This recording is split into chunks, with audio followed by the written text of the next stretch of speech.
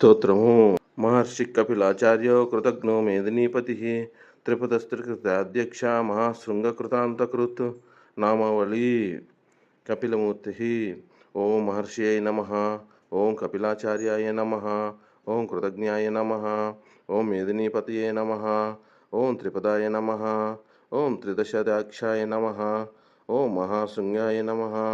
ఓం కృతంతకృతే నమః. నిరుక్తము. కపిలావతారము. వేదములను సాక్షాత్కరించు కపిల మహర్షి. గోరోచన పురు రంగు కల తత్వప్రవక్త.